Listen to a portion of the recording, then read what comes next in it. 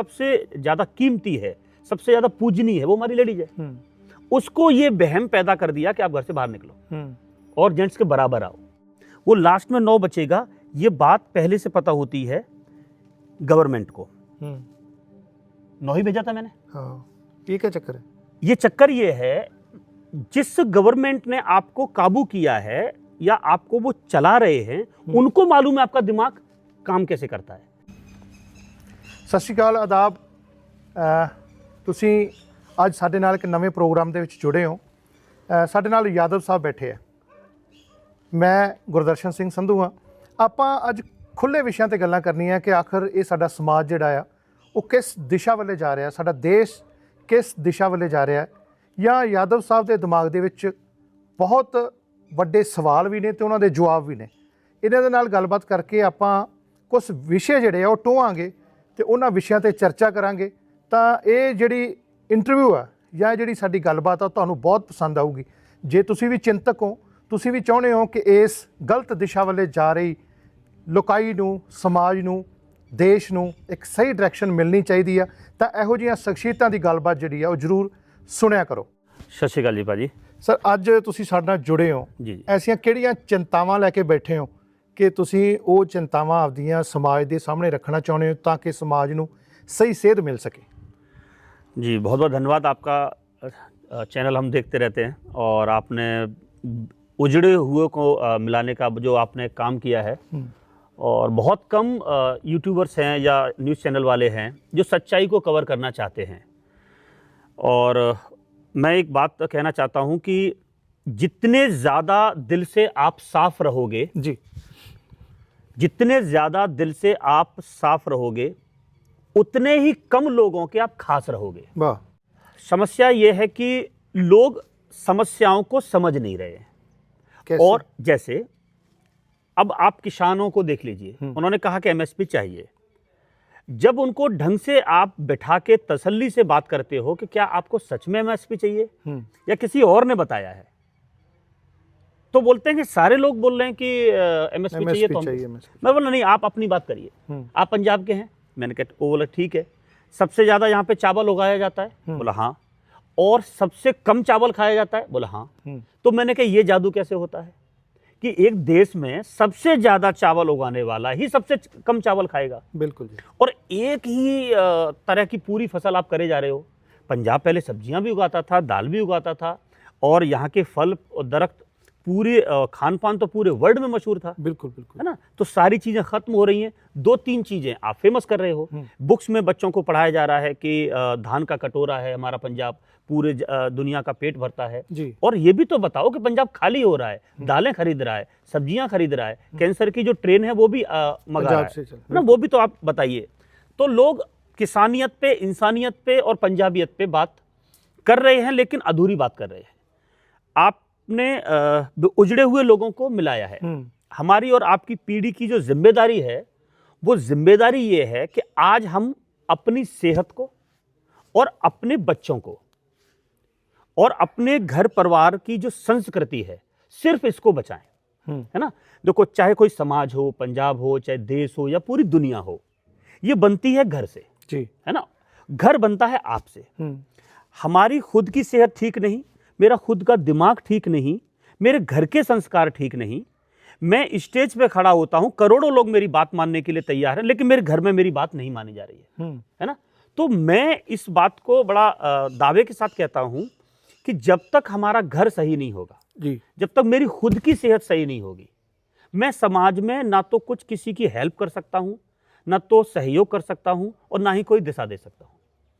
तो हमने जो सब्जेक्ट चुना, वो सब्जेक्ट ये चुना कि लोगों की जो दिमाग है वो काम क्यों नहीं कर रहा। लोग पढ़ रहे हैं और नई नई इन्फॉर्मेशन आ रही हैं, टेक्नोलॉजी आ रही है, लोग बहुत ज़्यादा हाईटेक होते जा रहे हैं, लेकिन उनकी जो बेसिक नॉलेज है वो ख़त्म होती है। बिल्कुल ख़त्म हो रही है ना। तो बेसिक नॉलेज जब ख़त्म होगी तो बेसिक चीज़ें ख़त्म होंगी। ये दुनिया चलती है रोटी कपड़ा मकान से, है कि नहीं। अब सोचो, आपको पता होगा कि सर्कस में एक शेर है जी।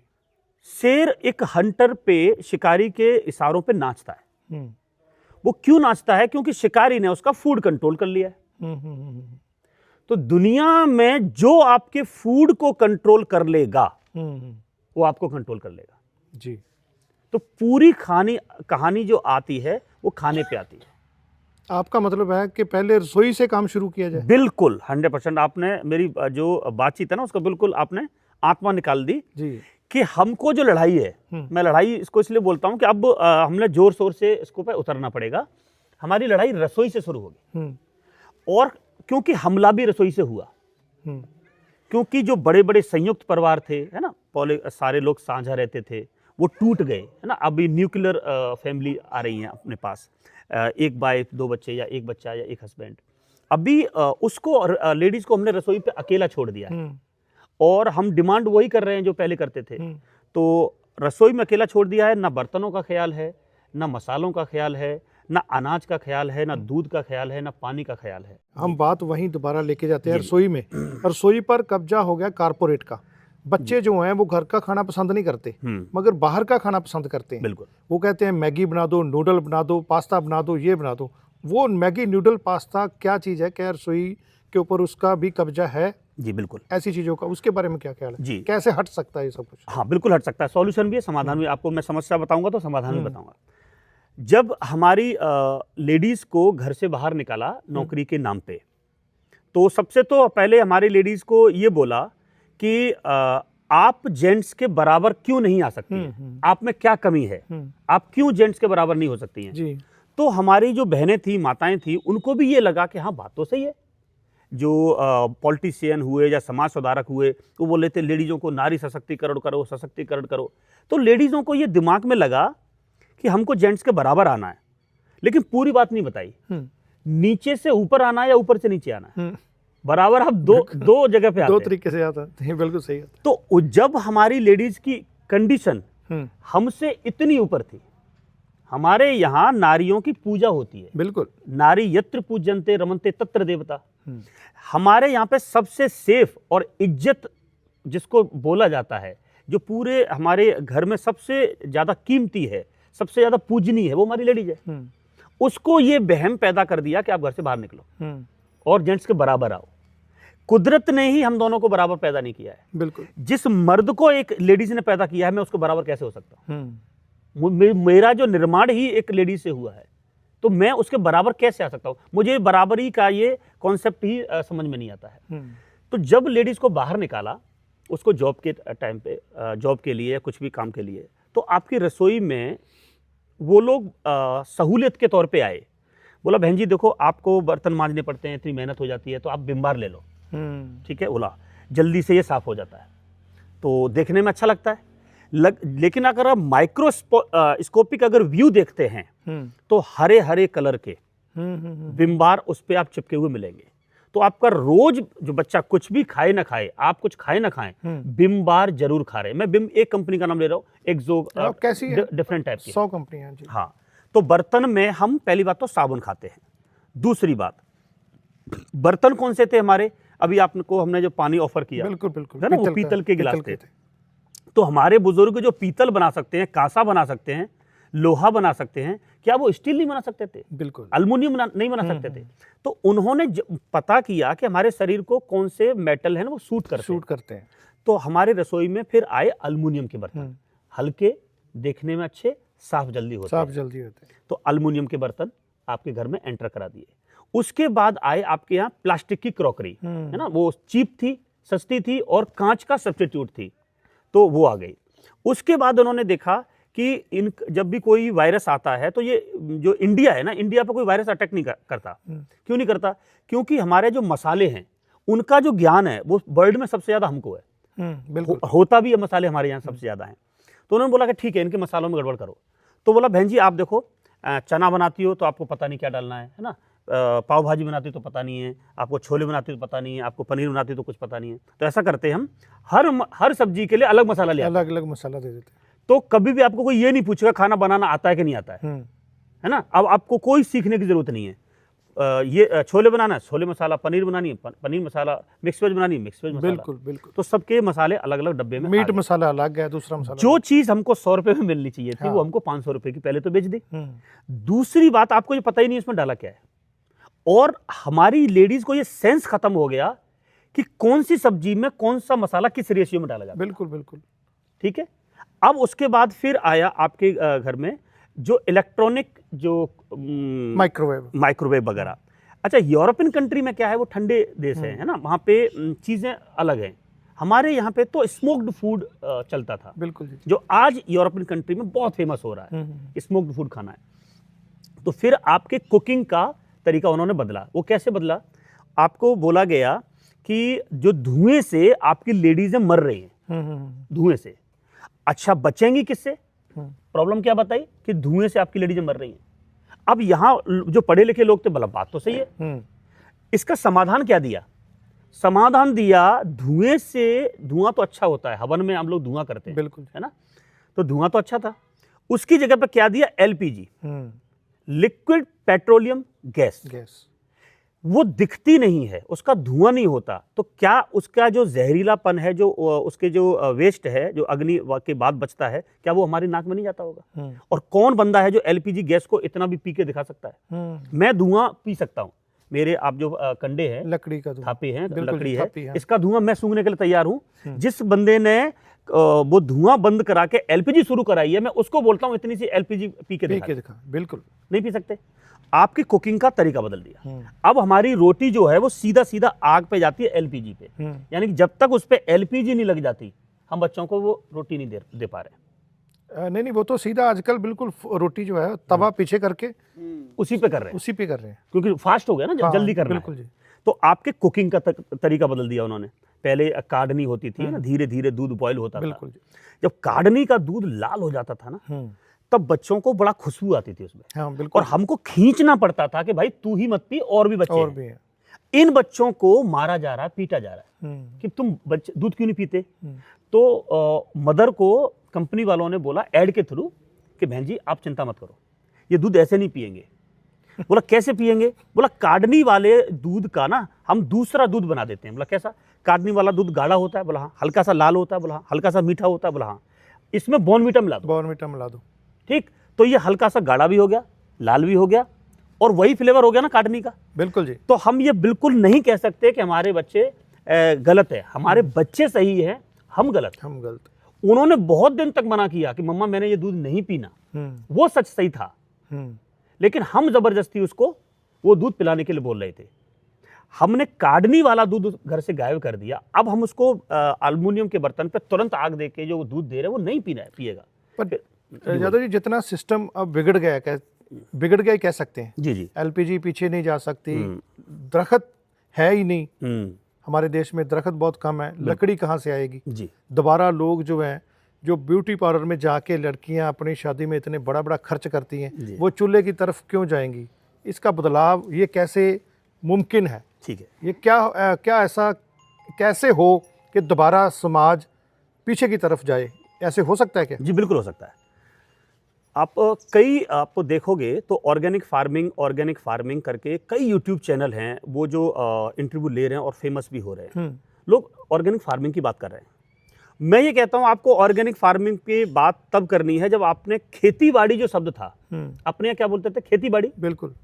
तो उसमें एक तो शब्द था खेती, एक था बाड़ी। बाड़ी का मतलब क्या है? वहीं पे पूरा लॉजिक छिपा है।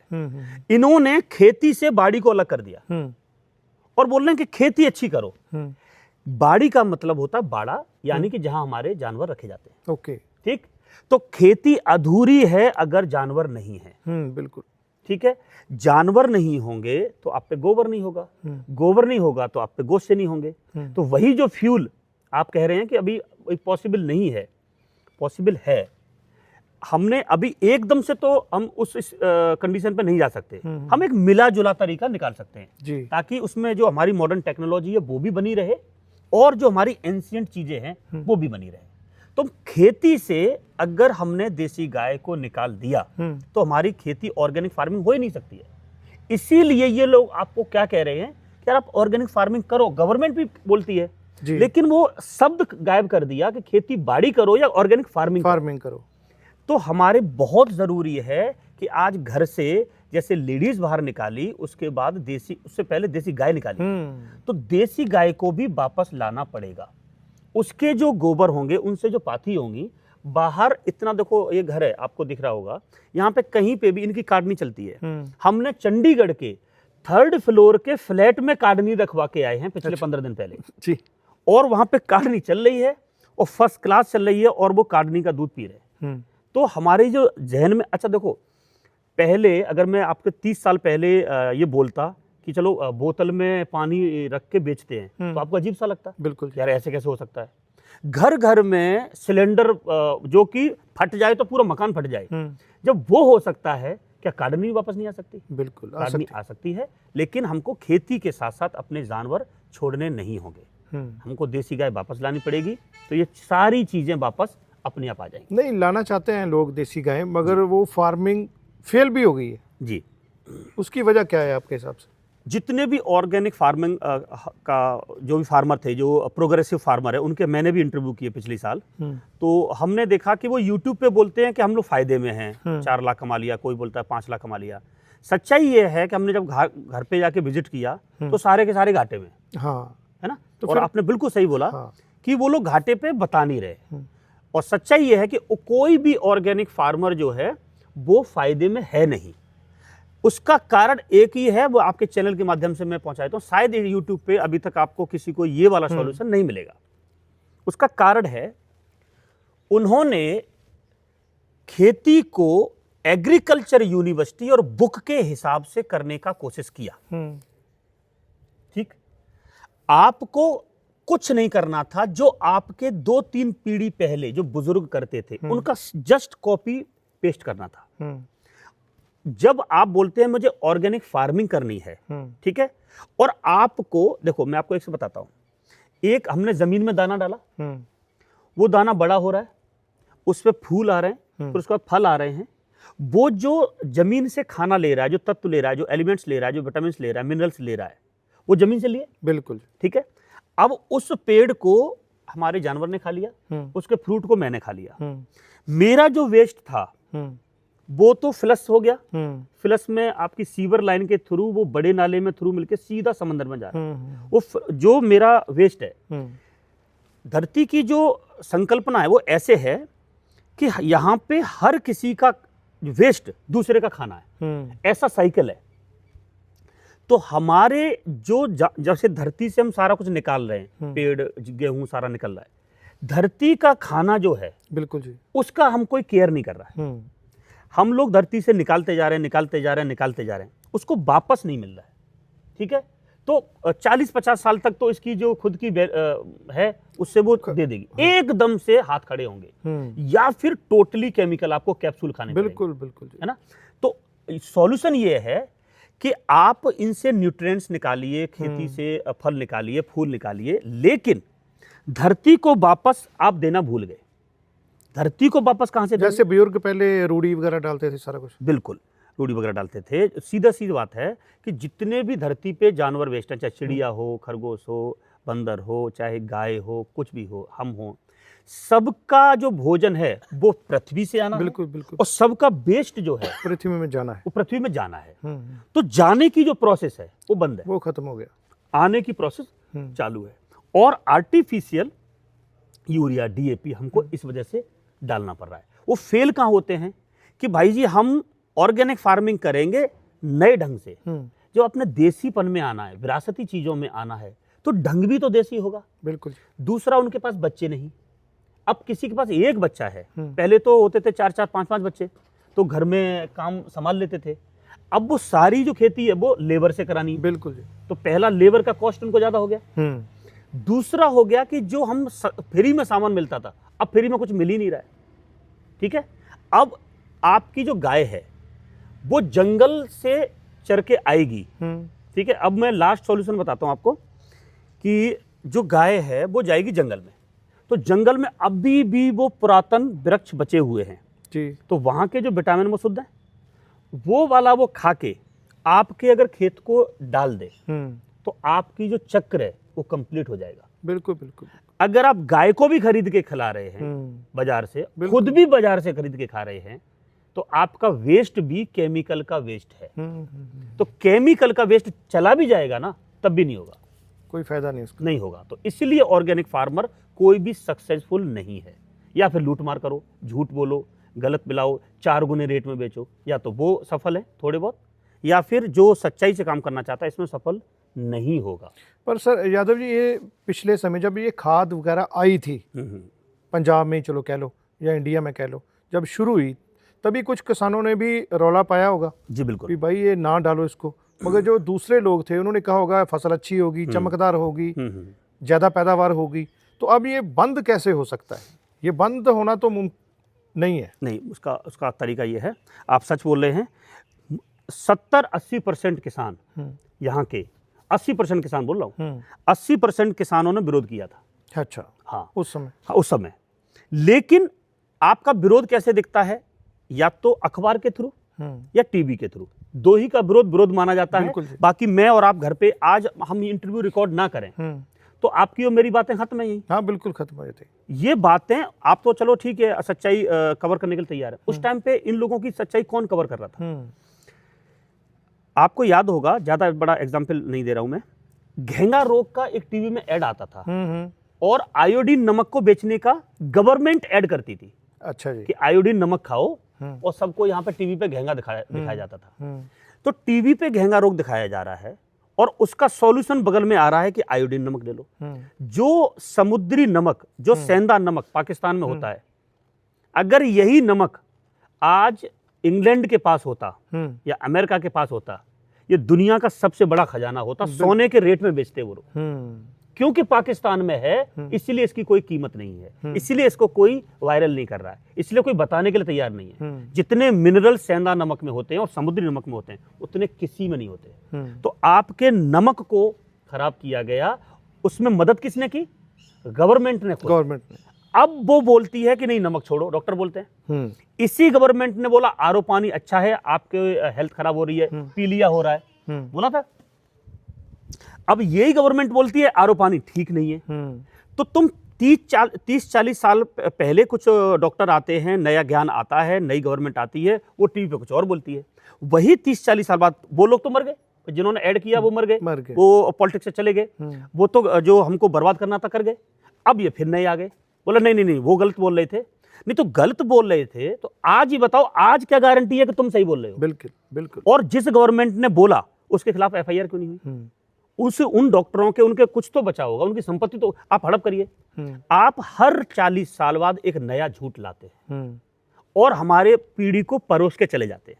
आज का नया झूठ ये चल रहा है ऑर्गेनिक फार्मिंग, आज का नया झूठ चल रहा है दूध छोड़ दो, आज का नया झूठ चल रहा है कि तेल खाओ, आज का नया झूठ चल रहा है कि बच्चों को ज्यादा से ज्यादा पढ़ाओ। ये सब झूठ, और आपका सबसे बड़ा झूठ चल रहा है कि पैसे ज्यादा से ज्यादा कमाओ। ये इससे बड़ा झूठ गवर्नमेंट कभी बोल ही नहीं सकती, क्योंकि गवर्नमेंट का जो मीनिंग है वो भी आधे लोगों को नहीं पता होगा। गवर्न का मतलब है काबू करना। मेंट एक लैटिन भाषा का वर्ड है जिसका मीनिंग होता है माइंड, आपके माइंड को कंट्रोल करना। अब मैं आपको एक लाइव एग्जांपल देता हूं। देखिए, ये इंटरव्यू के बीच में मैं बूटा पाजी को कुछ मैसेज कर रहा हूं, ठीक है? ठीक है। और ये हो रहा है 12:18। कोई नहीं, मैं इसमें दिखा दूंगा। अभी मैंने ये आपके सामने रख दिया। अच्छा जी, कोई नहीं। अब मैं आपको 4 नंबर बोल रहा हूं, ठीक है? 7, 8, 9, 10। आप इन 4 नंबर में से कोई सा 2 नंबर चूज करो। अच्छा जी, बोलिए। बोल दूं? हाँ बोल दीजिए। 7 और 9। 7 और 9 दो चूज कर लिए। अभी 7 और 9 दो ही बचे हैं। अब इनमें से एक नंबर फिर चूज कर लो। 7। लास्ट में क्या बचा? 2 ही नंबर थे। आपने 4 में से 2 नंबर चूज किए, फिर 2 में से भी 7 को ही चूज किया, आपने 9 को चूज नहीं किया। लास्ट में क्या बचा? 9। वो लास्ट में 9 बचेगा। ये बात पहले से पता होती है गवर्नमेंट को। 9 ही भेजा था मैंने। हाँ, ये क्या चक्कर है? ये चक्कर ये है, जिस गवर्नमेंट ने आपको काबू किया है या आपको वो चला रहे हैं, उनको मालूम है आपका दिमाग काम कैसे करता है। हमारे ब्रेन के कुछ सेट पैटर्न है कि हमारा दिमाग ऐसे ही काम करता है। इनकी जो स्टडी करेगा, एक क्वेश्चन करता हूं, मैं ये कैसे किया वो भी बता दूंगा मैं आपको। एक मैं आपको चीज और बताता हूं, हम नेताजी को चुनते हैं या नेता हमको चुनता है? ये पब्लिक नेता को चुनती है या नेता पब्लिक को चुनता है? पब्लिक ही चुनती। हाँ, ये सारे लोग बोलते हैं। हाँ। लेकिन ये बिल्कुल झूठ है। ओके, नेता हमको चुनता है। पूछो कैसे? कैसे? बिल्कुल, कई पार्टियों के बंदे खड़े होते हैं। हाँ देखो, नहीं ऐसा नहीं होता। ये ऐसे सिस्टम को देखो, इसमें 4 पार्टी है ना, ए बी सी डी, ठीक है। ए ने खड़ा किया नागनाथ, और बी ने खड़ा किया सांपनाथ, एक ने बिच्छूनाथ, एक ने मगरमच्छनाथ। 4 आपके सामने प्रेजेंट कर दिए। तो सबसे पहले नेता को टिकट पार्टी देती है ना, पार्टी देती। तो पार्टी ने पहले नेता चुना। हाँ, पहले चुन लिया, पहले चुन लिया, इसको खड़ा करना, और उससे पूछा तू कहां से लड़ेगा, बठिंडा से लड़ेगा कि मोगा से लड़ेगा। ठीक। अभी मोदी जी गुजरात से उठ के सीधे बनारस से जाके चुनते हैं। तो इन्होंने बनारस को चुना या बनारस ने मोदी जी को चुना? इन्होंने पहले बनारस, पहले इन्होंने चुना कि मैं वहां से सीट लड़ूंगा। तो जब पार्टी ने नेता को चुन लिया, अब चुने हुए को आप पे ड्रामा करने के लिए कि देखो ये 4 ऑप्शन है, ए बी सी डी, है ना। मुझे मालूम था, मैंने आपको 4 ही ऑप्शन क्यों दिए, 4 में से ही आना है ना। वो कैसे लाना है, मैं तो 9 पे आपको लेके ही आ जाऊंगा। हाँ, ये तो मेरा काम है ना, जो इसने ऑप्शन बनाए हैं वो बताएगा ना आपको, आपका दिमाग कैसे काम करेगा। अब आप सांपनाथ को चुन लो, नागनाथ को चुन लो, मगरमच्छ को चुन लो या बच्ची को चुन लो, आपको तो डंक लगना ही है बाद में। तभी होता है कि यार एक बार कांग्रेस भी करके देख ली, बीजेपी भी करके देख ली, आम आदमी पार्टी भी करके देख ली, फिर भी पंजाब का भला हो गया? नहीं हुआ ना। नहीं हुआ। आप 3-4 पार्टी और ले आओ। हाँ। नहीं होना। हम इसी सॉल्यूशन पे बात कर रहे हैं, पूरे देश को जगाने की बात कर रहे हैं कि आप समस्या समझते हो कि ये बंदा बदल के इनको मुख्यमंत्री लगा लो जी। प्रॉब्लम बंदे में नहीं है।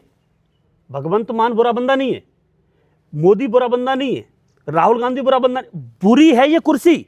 हाँ। जिसमें किसी का ध्यान नहीं है। जिस मुख्यमंत्री की चेयर है, आप जब मुख्यमंत्री बनते हैं तो आप पे साइन लिए जाते हैं जी कि आज से आप मुख्यमंत्री हैं। तो आप जिस चीज पे साइन मार रहे हैं ना, वो एक एसओपी है, स्टैंडर्ड ऑपरेटिंग सिस्टम, एसओपी होती है, प्रोसीजर। उनकी एक एसओपी पे आप साइन मारते हैं, तो यानी कि वो एसओपी है, वो तो पहले से क्रिएट है। उस पे जो भी बंदा बैठेगा वो बिल्कुल वैसे ही एक्टिंग करेगा। जो बुक कहेगी वो किताब कहेगी। ओके। और वो किताब किसने डिजाइन की है, उस पे कोई बात नहीं कर रहा।